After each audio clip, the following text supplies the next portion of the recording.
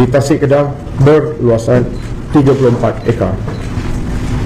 Dan jumlah akaun yang kita bekukan untuk siri yang kedua sebanyak 299 akaun berjumlah 123 juta, 12 buah kenderaan mewah, 1 tas jam tangan mewah, wang tunai ringgit Malaysia dan 5 unit telefon bimbit, 1 unit komputer riba dan pelbagai dokumen penting yang dipercayai merupakan hasil perolehan haram berkaitan penipuan pelaburan tersebut.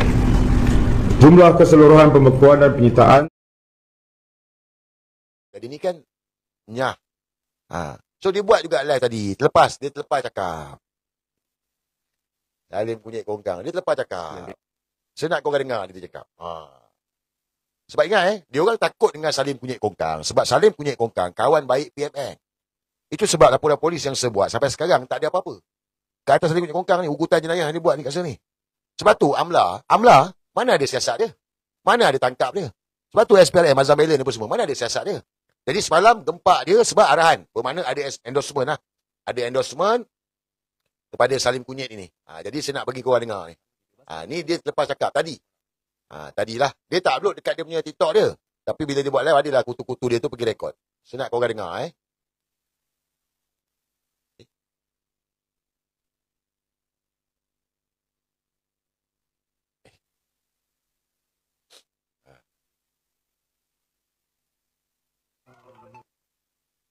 Majuannya. Okey, semua keadaan tenang. Alhamdulillah, syukur kepada Allah SWT, maka kerajaan terbaik tidak berat sebelah. Cinta pada rakyat, kasih pada rakyat dan melihat keadilan. Hidup kerajaan madani. Assalamualaikum warahmatullahi wabarakatuh. Jangan lupa ya, semua share dan bagikan video ini. Tidak berat sebelah. Faham? Salim kunyit kongkang bagi tahu, tidak berat sebelah. Dia dah keluar tadi. Apa tidak berat sebelah? Sebab saya tuduh mahkamah. Nampak tak? Sebab saya dituduh mahkamah, jadi dia ni kena tangkap. Jadi suruh dia diam, tapi dia lepas juga dia kan. Tak ada remat. Sebab apa nak suruh dia tutup mulut? Sebab kalau lagi banyak dia tutup mulut, lagi banyaklah kartel kunyit ini akan terdedah. Sebab saya nak bagi tahu kepada SPRM, kepada AMLA, kepada LHDN. Aku dah ada semua dah. Kau faham tak ni? Bila aku bercakap, bila aku dedahkan pasal kartel kunyit korang ni, bermakna aku dah ada semua barang. Bukan aku baru nak cari barang, bukan aku baru ada barang. Aku dah ada barang dah, kena faham ni. Bila aku dah start perang dengan korang ni, aku ada barang lah. Kau tak ada barang, aku tak cerita. Jadi kau buat dah game korang, bagi tekanan, tuduh aku, lepas tu SPRM pun pergi tahan Salim kunyit ini, supaya dia ni tutup mulut. Lambatlah korang ni. Semalam ada seorang pegawai AMLA. Tengok dia macam okey lah dengan saya kan. Tapi bila saya borak-borak dengan dia, saya cakap, kat tuan ni dah macam Anwar Ibrahim, kaki speed.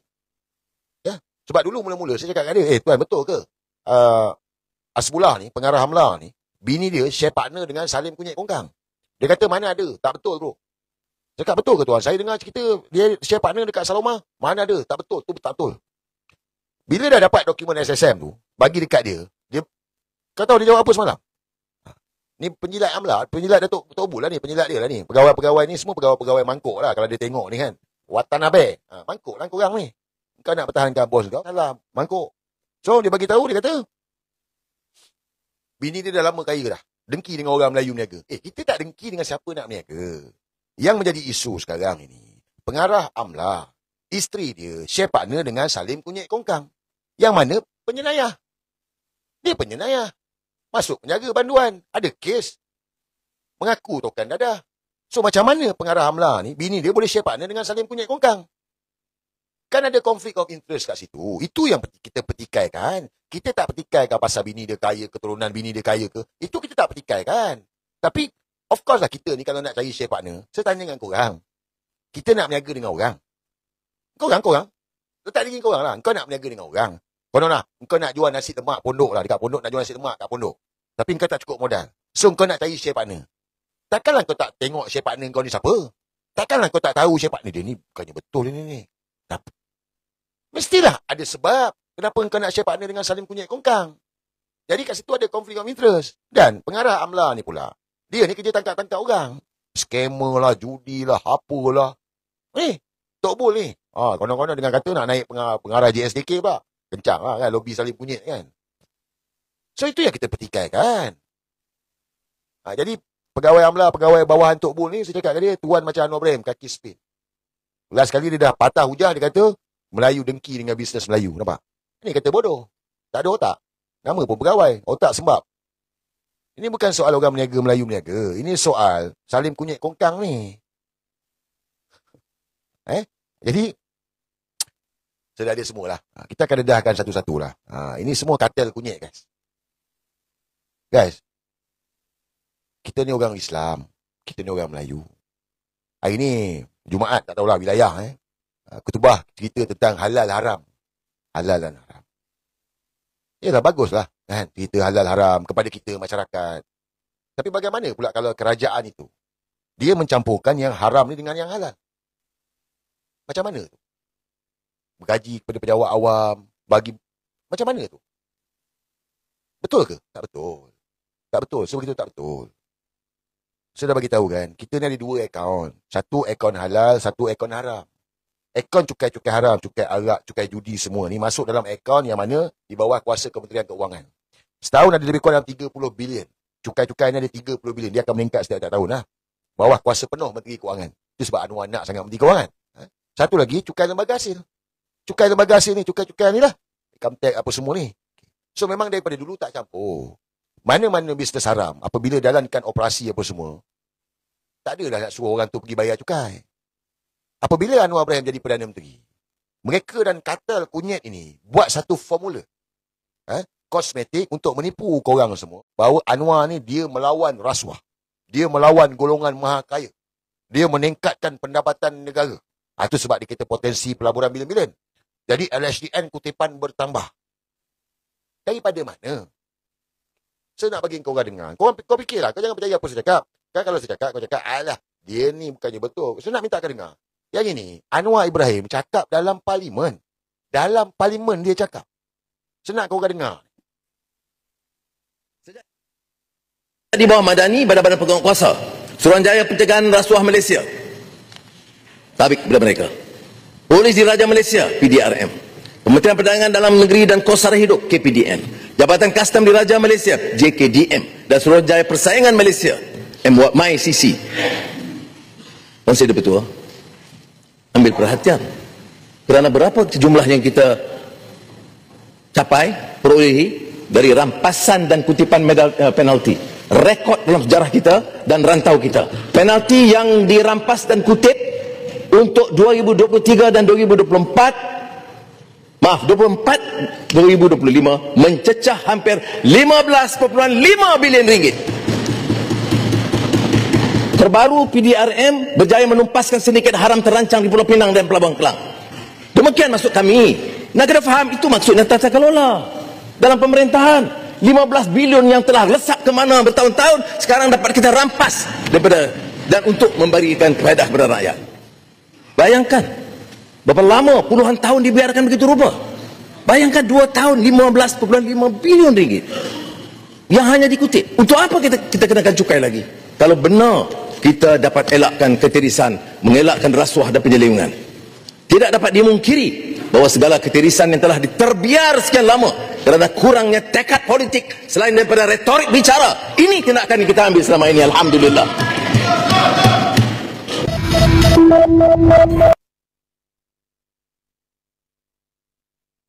Kau nampak tak dia mengaku tu? Nak kata Safina, dia bagi tahu 15.5 bilion. Ini semua geng kartel, ketirisan. Guys, betul. Okey. Tapi itu kan bisnes haram. Anwar Ibrahim kepada penguatkuasa. Ramai rakyat ni menjadi mangsa skamer, menjadi mangsa judi. Kita non-stop rakyat ni bercakap. Kenapa skamer masih berleluasa? Orang sana scam, sini scam, judi berleluasa. Orang suruh bantras, suruh hapuskan bantras. Engkau orang bukan kau orang bantras. Engkau pergi tangkap, lepas tu engkau sita beku, lepas tu kau suruh dia bayar cukai. Betul ke saya tanya dengan korang cara tu? Come on. Korang ni. Betul ke kaedah tu? Engkau pergi serbu bisnes-bisnes haram ni semua. Lepas tu kau sita beku apa semua. Engkau tak dakwa dia orang mahkamah. Engkau tak tangkap dia orang ni pun. Lepas tu, engkau deal dengan dia orang, suruh bayar cukai. Masuk dalam akaun lembaga hasil dalam negeri. Masuk dalam lembaga hasil dalam negeri ni. Yang bayar gaji penjawat awam bagi pada rakyat ni semua ni. Betul ke tak betul cara tu? Betul ke tak betul saya tanya ni? Ish. Gila kan dia orang ni, gila. Gila. Memang gila. Ni. Bercampur dengan yang halal dengan yang haram. Itu sebab salah lah, tak boleh lah. Mana boleh macam tu? Yang halal lah, yang haram lah guys. Takkanlah kita boleh kompromi. Jangan kompromi benda macam ini. Jadi inilah modus operandi yang mereka buat. Saya nak bagi korang dengar ni Kalau saya cakap, terpulang macam cakap. Nak percaya tak percaya, terpulang. Korang fikir. Baik Anwar dah mengaku dah. Bahawa mana 15.5 bilion. Dia lawan katil-katil ni. Yang ini kau dengar pula. Sebab apa? Dia nak bangga. Dia bangga. Ni, dengar. Satu lagi laporan terkini yang baru sahaja diterima. Lembaga Hasil Dalam Negeri merekodkan kutipan hasil cukai luar biasa 175 bilion ringgit tahun lepas. Tertinggi yang pernah direkodkan institusi itu. Ketua Pegawai Eksekutifnya, Datuk Muhammad Nizam Zairi berkata, angka itu terbaik yang pernah direkodkan dan diyakini disumbang kesedaran tinggi orang ramai terhadap undang-undang percukaian. Itu saja, baru saja kami terima laporan lengkap seperti biasa. Anda dibaca di s4awannews.com.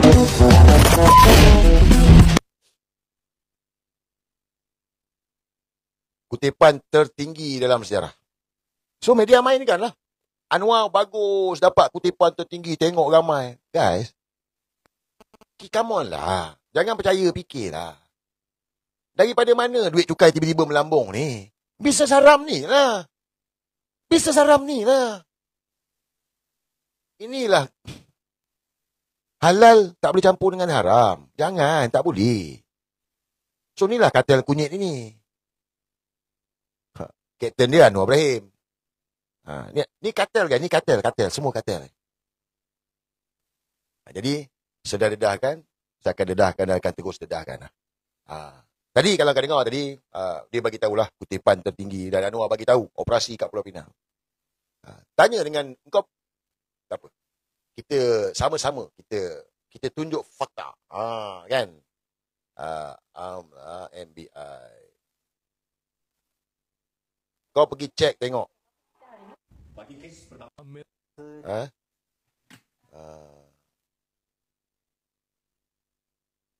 Pergi tengok.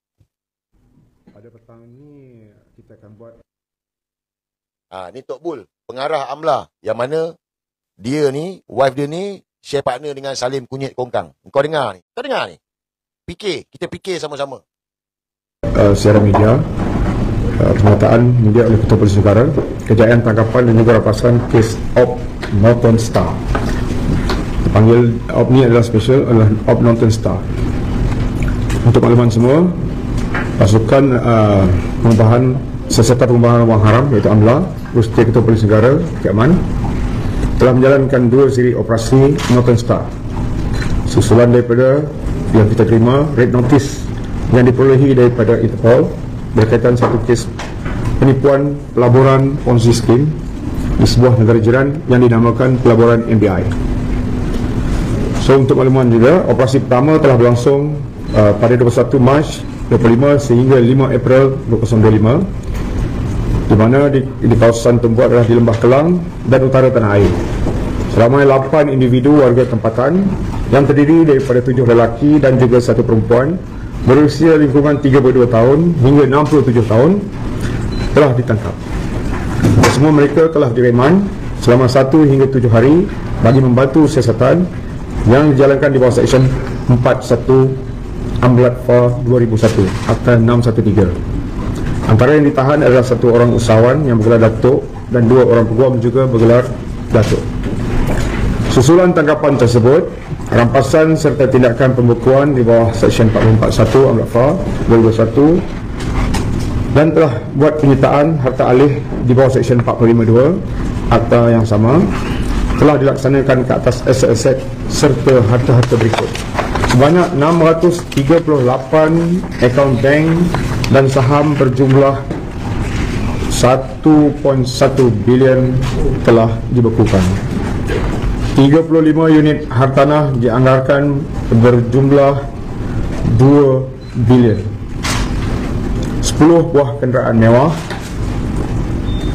12 utas jam tangan mewah, wang tunai ringgit Malaysia dan pelbagai mata wang asing, 2 unit barang kemas, 6 unit telefon bimbit, 2 unit komputer riba, 4 buah beg tangan mewah dan pelbagai dokumen-dokumen penting.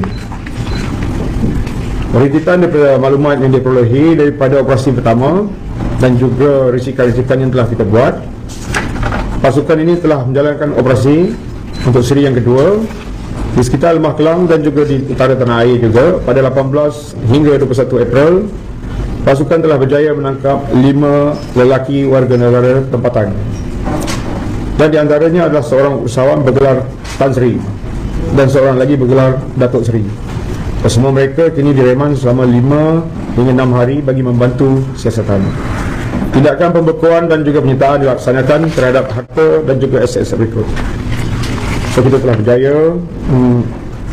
Dusun durian dianggarkan bernilai 223 juta di 3 lokasi tersebut. Antaranya ialah di Raub, Pahang berkeluasan 850 ekar, di Jawi Pulau Pinang berkeluasan 13 ekar, di Tasik Kedah berluasan 34 ekar.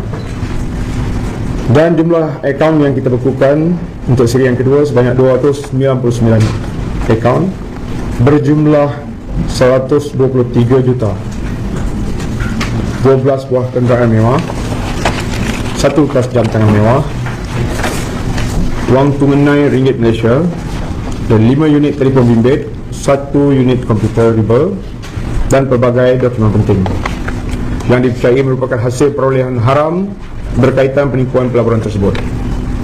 Jumlah keseluruhan pembekuan dan penyitaan dianggarkan sebanyak 3.5 bilion setakat ini. Di samping itu, 3.5 bilion. Ada dengar mana-mana Datuk Tan Sri dituduh di mahkamah? Ha? Ada tak ada? Tak ada. So apa jadi? Apa jadi kes tu? Inilah yang saya cakap. Apa jadi pada kes tu? 3.5 bilion. So, dia estimate kena bayar cukai 600 juta. Saya tak tahu berapa lah detail tu. Tengok dokumen saya tahulah. 600 juta. Jadi, kena bayar dekat LHDN 200 juta. So, scammer, company scammer tu bayar cukai. Daripada dia hilang semua duit dia, dia bayarlah cukai 600 juta. Tapi 200 juta masuk dalam akaun lembaga hasil dalam negeri. Faham tak? 400 juta dia orang punya lah. Ni katil Anwar Ibrahim ni, katil kunyit ni guys. Jadi, yang haram ni, duit haram, bisnes haram ni, katil ini masuk dalam akaun lembaga hasil dalam negeri. Bermakna duit haram ni dia nak halalkan jadi halal. Bang, halal dengan haram ni kau campur jadi hailam. Mana ada hailam? Dalam Al-Quran pun Allah firmankan yang haram, haram yang halal lah. Hak tak boleh campur dengan yang batil. Halal dengan haram ni jadi hailam lah. Apa jadahnya? Safina, sama mana? Naik mahkamah. Ni baru satu. Dia kata ni bukan amla PDRM je. Tu SPRM. Lembaga Hasil Dalam Negeri, LHDN. Ni, pejabat peguam negara. Ni, katil kunyit ni. Dahsyat. Tapi bad nampak macam clean lah. Sebab ini dah ketangkap, dia pun bayar cukai. Rakyat terus kena dengan scammer berleluasa, judi online berleluasa, katil itu berleluasa. Kenapa? Kena ban dah. Mereka takut, guys. Mereka takut dengan pendedahan. Itu je saya boleh bagi tahu.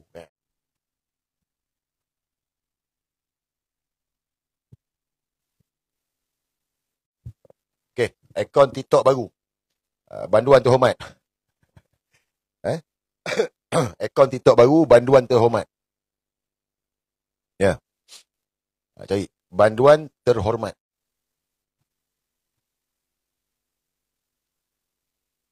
Banduan terhormat, guys. Banduan terhormat. Kita share dulu, Boleh, Sambil sokok lah, Batang. Sokok. Kita share boleh, Sambil sokok. Banduan terhormat. Panduan terhormat.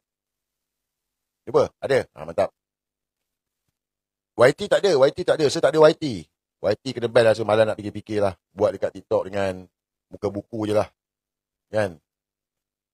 Panduan terhormat Teruskan share guys, teruskan share. Moderator tak ada lagi tu.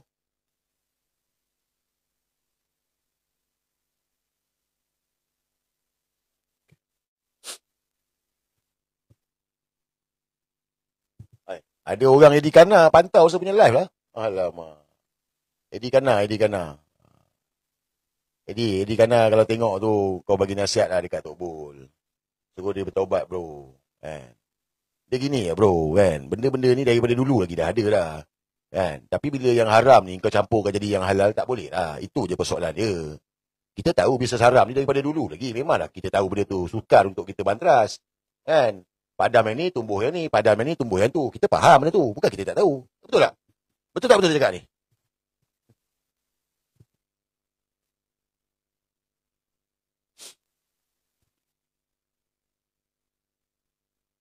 Kita tahu benda tu. Tapi tak bolehlah campurkan yang halal dengan yang haram. Takkan nak jadi kahilah, mana boleh. Tak boleh. Jadi nasihatlah, benda-benda macam ni tak payahlah.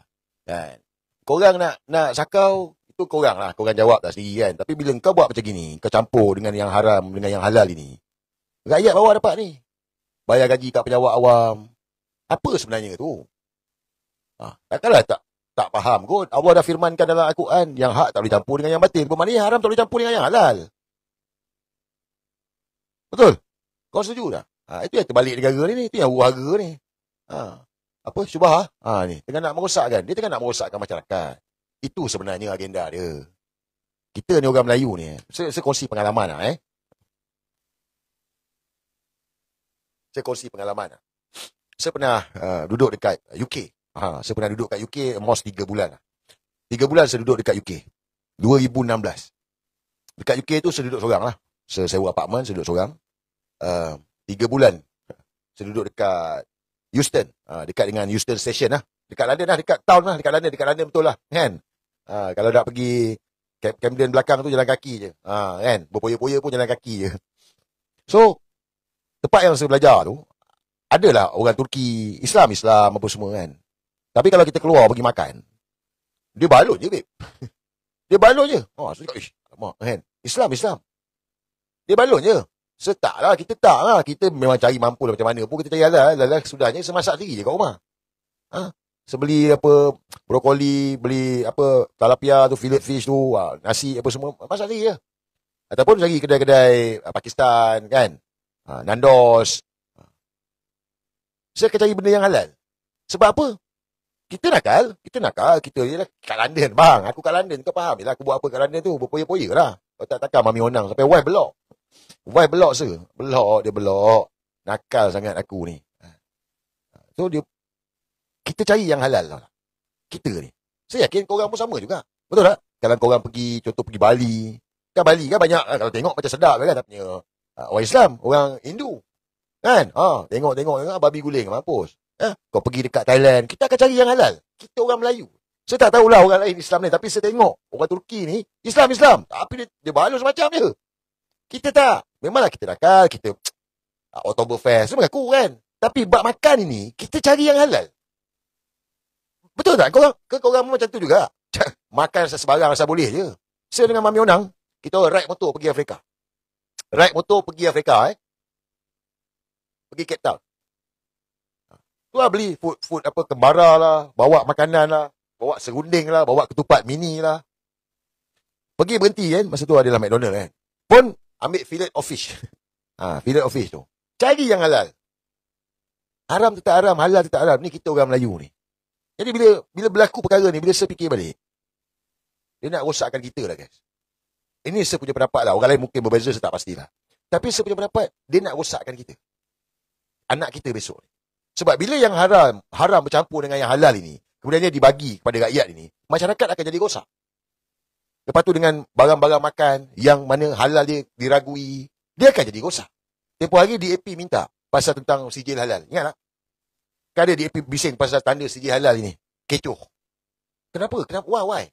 Kalau kita nak fikir balik, jati diri kita orang Melayu ni, Kan orang Melayu ni hebat lah. Orang Melayu ni hebat Kita bukan belagak tau. Orang Melayu ni hebat. Satu-satunya bangsa yang lahir-lahir agama di Islam. Orang Melayu je. Tak ada bangsa lain, tak ada dalam dunia. Melayu saja. Arab ada Arab Kristian. Pakistan ada Kristian. Tapi orang Melayu ni mana pun Melayu Islam. Melayu Patani ke, Melayu Riau ke, Sumatera ke, Tanah Melayu ke, Melayu je Islam. Tak ada pada bangsa lain. Dan tauhid kita ni kuat. Bertauhidkan Allah ni cukup kuat. Kalau tidak, tak adalah kita ni dijajah Portugis, Belanda, British. Tak ada nenek moyang kita tukar agama. Betul tak? Tak ada. Ada Melayu Kristian. Tak ada. So, bila saya tengok balik, saya fikir kan, ini caralah, cabang macam mana nak rosakkan kita lah. Bila kita makan benda yang haram ni, dia akan jadi rosak lah. Sebab ini yang Nabi pesan kat kita pun benda yang sama juga.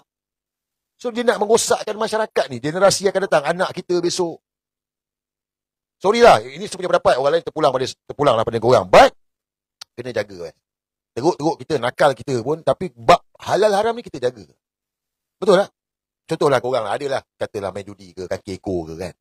Kau dapat, menang lah katalah menang, first prize berapa tak tahulah kan. Dapat, katalah 1,000. Pun kau tahu, ini duit aku menang ni. Duit haram ni. Kau takkan beli makan? Kau beli makan ke? Kau beli barang makan ke? Tak ada. Bini kau bisik, abang ni beli nombor, beli main tak judi abang ni. Bila dia menang je, bini kau minta juga. Betul tak? Betul tak betul? Rumah kita ni macam tu lah. Dia bebe. Bila menang, saya tak ada ke? Menang. Dia pun tak beli barang makan. Dia tak beli, ambil duit judi tu, beli barang makan, barang dapur. Tak ada. Beli handbag. Beli benda-benda keperluan lah. Benda-benda yang ini dalam kehidupan kita masyarakat. Saya layak bercakap. Sebab saya sama macam korang lah masyarakat. Aku ni bukan bangsawan. Aku macam korang juga. Rakyat, masyarakat. Aku campur dengan macam-macam orang. Macam-macam jenis. Aku dah lalu macam-macam dah. Pun tak campur. So, kau fikirkan dia orang ni kan. Ni saya cakap.